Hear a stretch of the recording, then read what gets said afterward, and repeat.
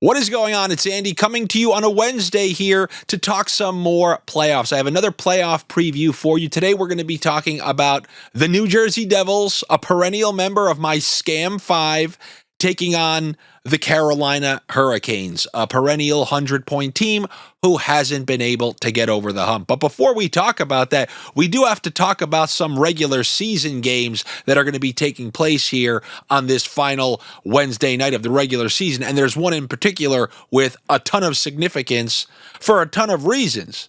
I mean, not just for the playoff berth, not just for both of those fan bases, but I know some of you people have some stuff riding on the line, some stuff that we talked about earlier this year. Do you remember when we came out of Four Nations or when we went into the Four Nations break? I thought that the Columbus Blue Jackets were a great value in that whole muck of teams. They were showing a plus 650. And I know many of you took that at the time. And some people on the Patreon last night asked me some questions about what they should do because they have this ticket for plus 650 and they need the Canadiens to lose. What do they do? Do they hedge? I'll get to that in just a second. I just do want to remind you, if you guys do want these Wednesday sniffs and these Thursday sniffs, just like yesterday, I told you guys, you don't know who's going to be in these lineups until game time, so I can't give you the proper combinations and proper sniffs. So if you guys want the Wednesday, Thursday sniffs, that is available to you along with a plethora of other things over on the Patreon. It's patreon.com/Andy Francess. And everybody who came yesterday, I'm pretty sure they're pretty damn happy about it because it was a plus 24 unit night for the line combos. You guys are seeing absolute ruckus because none of these games, the majority of them, don't matter. You see a game that matters, like the Columbus game last night, sure. You see 3-0 squeaking. Then, when nothing matters, Metallica, nothing else matters, you see a full-out ruckus in the Calgary game, and then in the Kings game, you have some of their players sitting, okay, Seattle last home game, 3-3, 4-3, 6-4, 6-5.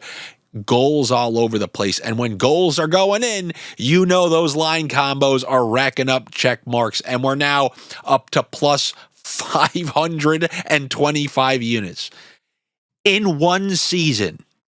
So if you guys want to be a part of that, along with the other stuff that we have on there every single day, Josh is putting out his baseball picks. It's a great place to be. A lot of sniffers over there. I despise the way most of them bet, but I still enjoy being in those chat rooms. Hopefully I will see you in there as well. Now, as far as this Canadiens Carolina Hurricanes game, if Carolina beats the Canadiens in regulation, that opens the door for the Blue Jackets to make the playoffs. And for any of you carrying that plus 650 ticket that we had, I know what you're thinking. Oh, well, maybe we can hedge a little bit. We can bet on the Montreal Canadiens to win. Here's the problem. They can lose the game and still get into the playoffs. You can't just hedge it like that. So anything that you're going to do, unfortunately, if it was they need to win the game or it's going to open the door for the Blue Jackets, then I'd say okay. But unfortunately, the only way you're going to be able to do a true hedge here is if you want to just wait during the game for the opportune moment. For example, if they go up 1-0, then you can take the bet, tie or Montreal, but you need Carolina to go up first. So I'm holding. I'm going to be watching that game closely tomorrow. And if the right opportunity presents itself, then I will find a way to somewhat hedge. But I don't think that's necessary considering how much we've done with the line combos and whatnot. So hedging is tough if you want to do that on that Columbus Blue Jackets playoff ticket. Now, I'm going to tell you one of my personal problems or one of my dilemmas here on this Wednesday night while that final spot is still being determined.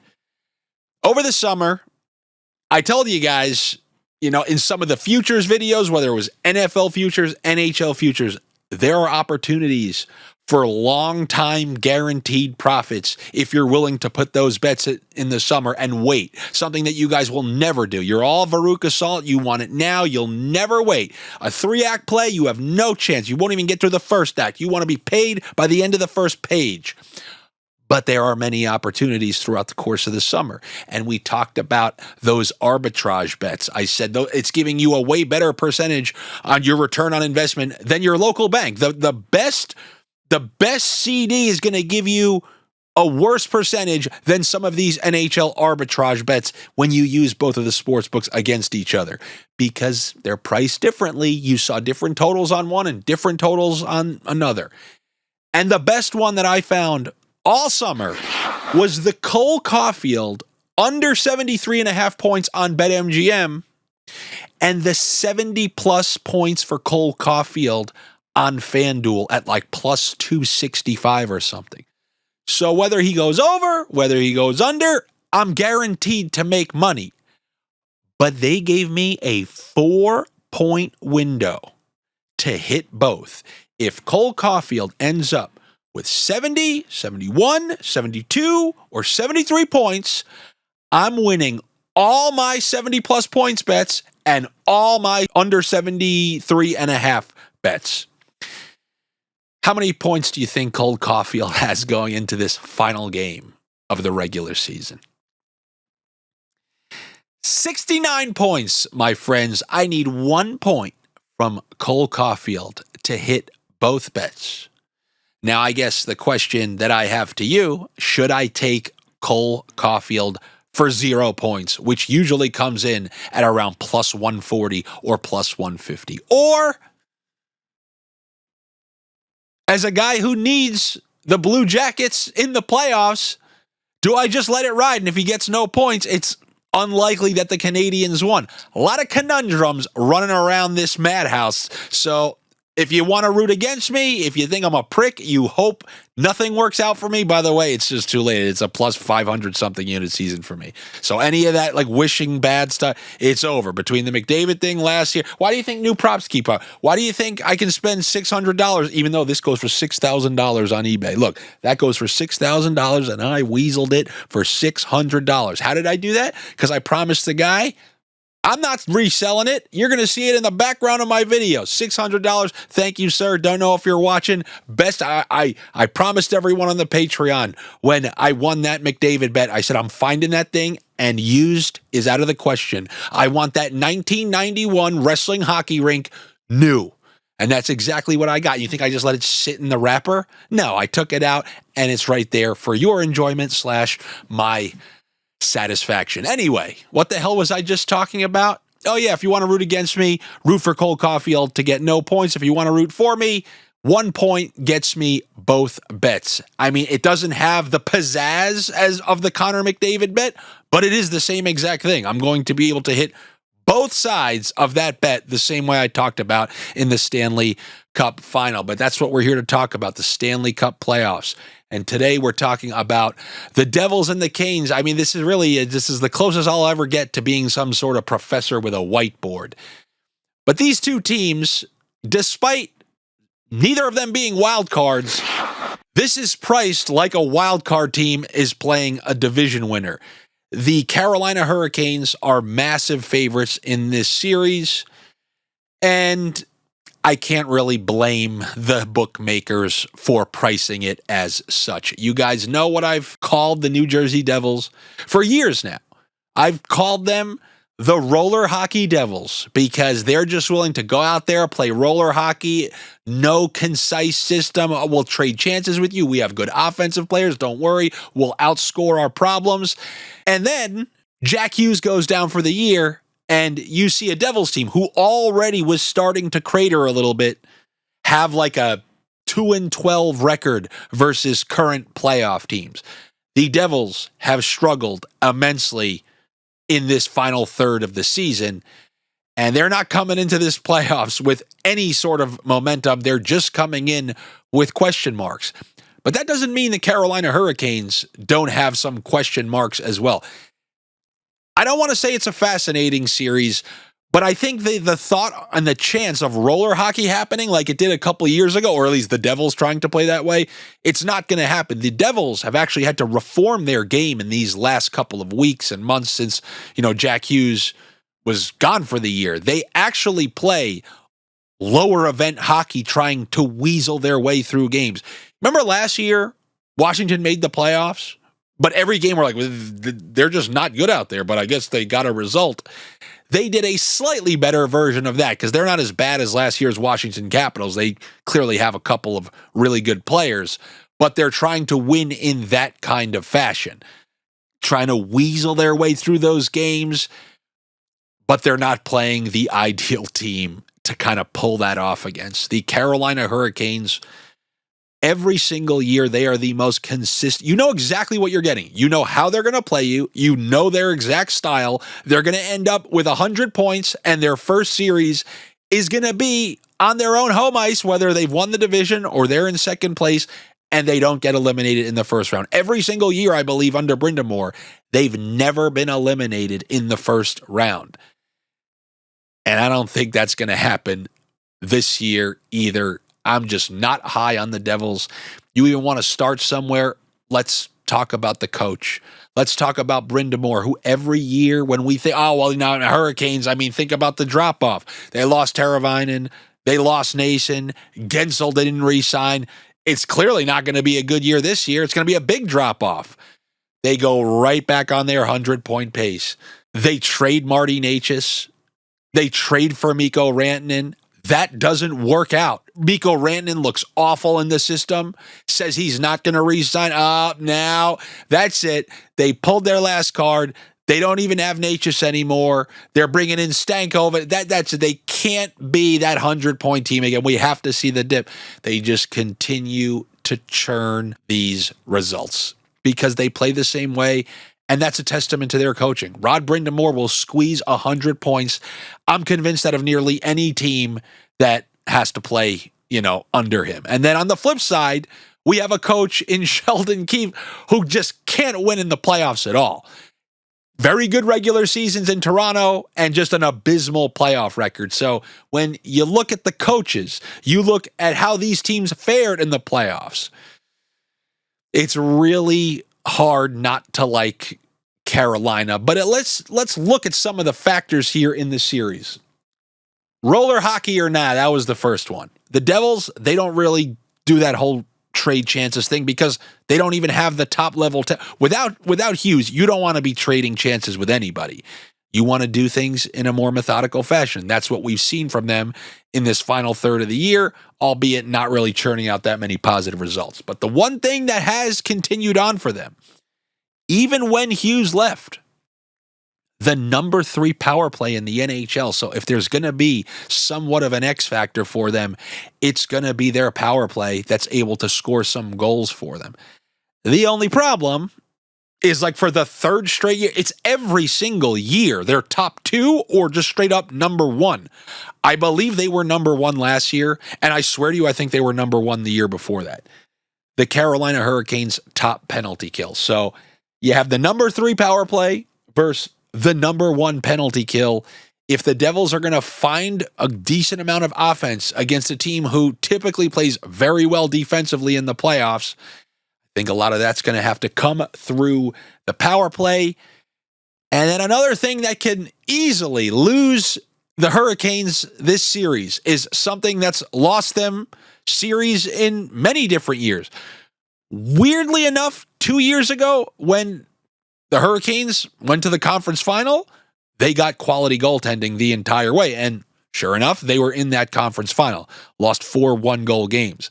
But last year, they outplayed the Rangers in almost every single game of that second round series. Freddie Anderson literally coughed away game 6, some of the a 2-goal lead in the third. Let in brutal goals. When you think of the goals Kochetkov let in game 3 and then the overtime goal, it cost them that series versus the Rangers, and it's cost them previous series. I mean, they've had to rotate goalies for multiple seasons now, and only 2 years ago when they made it to the conference final did they get consistent goaltending. They have, I believe, a bottom 10 save percentage, cumulative in the NHL. Of all the playoff teams, only if Montreal makes it will Montreal have a lower save percentage than the Carolina Hurricanes. It's a huge question mark, They don't even know who they're going to start game 1, game 2. They're hoping that somebody seizes it, but it's 3 straight postseasons with like the same 2 goalies, and neither of them have seized it. So at some point, round 1, round 2, that goaltending is going to rear its head for the Hurricanes. You just feel like it always does, and it's the same 2 goalies. So will it happen in round 1? Like if they lose game 1, are they just going to go right to the next goalie? Is it just going to be, rotating every single game, win or loss? That's the fascinating part of this that can get the Devils into the series. A game where they don't play that well in, they get 1 or 2 chances and they happen to bury them because of Carolina's, untrustworthy goaltending. And then on the flip side, Jacob Markstrom, the Devils goalie. It's very unfortunate. He was playing great before he got injured. Then he got injured before the 4 Nations. Then there was the break. And he played pretty poorly after that break. He had some awful performances. And now he had 1 or 2 good ones in there. And the true question is, are we getting early season Markstrom or are we getting late season Markstrom? He's had some time to kind of get healthier. That's a huge question mark, because if these are 2-1 games and they go either way, all of a sudden the Devils start looking better if they're getting the better goaltending, because it's only a matter of time before one of those Carolina goalies gives up some sort of soft goal that's thrown at their feet. So Markstrom is a potential X-factor difference maker in this series. And then, as you can see, I've already talked about the ghosts of yesteryear, or the ghosts of seasons past for the Devils. That 2023 series between these 2 teams, there couldn't be a better illustration of a team playing regular season hockey versus a team playing exact playoff hockey. Attention to detail, vicious on the forecheck, creating turnovers, burying chances, getting guys to the front of the net. And the Devils just got absolutely waxed in 5 games. And I want to remind you, that was a Carolina team that lost Svechnikov for the year, lost Pacioretty for the year, lost Teravainen in round 1 against the Islanders. They were playing anybody and everybody out there, just waxing a team, missing 3 of their top 6 forwards, completely waxing that Devils team, who had full momentum after beating the Rangers in 4 of the final 5 games of that round 1 series. So when Carolina's playing well, they do a good job beating bad teams. Like, that's what Carolina has been great at. They haven't been able to get over the hump of when they play a really good team, they tend to fall on the wrong side of those series. But the reason they've never been knocked out in round 1, they do a good job cleaning up on those bad teams. And unfortunately, I still put the Devils in one of those scam 5 brackets. And I don't think that the Devils are going to be able to win this series. We will see. We will see. Bratt, Hischier obviously are going to have to come up huge. But as we've seen in the playoffs, that Carolina shutdown line at home when they have last change, we're using Slavin on defense as well. Sometimes they could be a nightmare to try to generate scoring chances against. And then for the ghosts for the Carolina Hurricanes, the repeated playoff failures. All these trips to the conference semifinal or the conference final, yet they haven't broken through. So, is that in their head a little bit somewhat? I mean, these are a lot of losses, and I think the pressure is starting to mount as these players continue to get a little bit older. The Rantanen trade, that whole disaster, is that going to be lingering? If Carolina's not scoring a lot and the offense is kind of dry, this is why I traded for Rantanen. You needed that difference maker, and then you couldn't. Now look, it's same old Carolina, can't score when they need to. That could be something lingering in the background of this series. And then lastly right there, Freddie, I cannot reiterate how much he screwed them last year in that series versus the Rangers, specifically in that game 6. Sometimes Carolina has to win 2 games like Edmonton. They have to win the game and win in spite of the goal. It's like they have to win plus what their goalie is going to screw up as well. It's more than just winning the game. Win the game plus whatever goalie errors that we may have to encounter along the way. We will see. We will see. But this is probably one of the easier series to talk about. I know. This is not the one you probably were looking forward to the most, but don't worry. I'm going to have another one coming out later today. So this is one to just wet your beak, talking about the Scam 5 Devils. Let me know what you like in this series. If you need some sort of sniffs, some sort of values. Obviously, in the Stanley Cup final, I picked Evan Rodriguez to have the most goals. All you want to do for most points, for most goals, you just want to choose a player who's playing with really good players, and somehow he gets a decent amount of power play time, one way or another, whether it's a team that splits up their power play units, like the Dallas Stars, who kind of give a minute to each, or they're just that random player who is on line one, and you're not going to see a much better option than Jackson Blake.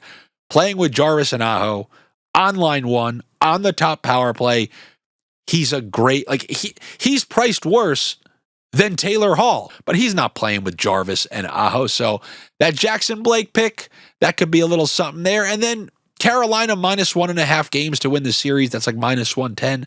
That's something that I kind of like in this series. As more bets become available, you guys know where I'll post those over on the Patreon, where hopefully I will see you. It's patreon.com/Andy Francess. Like I said, we will have those line combos tonight. We will have line combos tomorrow, straight to the end of the season, and we'll see what that final number is. I hope to see you over there. If not, you can do the free things. You could comment on this video, kick it up the algorithm. Tell your friends to watch. Share it on Facebook. You know, that share over to Facebook, and then like, look at this guy talking about scams and sniffs and spreadsheets. Scams, sniffs, and spreadsheets. You know, like live, laugh, love, eat, pray. I don't know what the hell I'm talking about. I'll see you guys later. Do those things that I asked, and I will see you for the next video. Take it easy.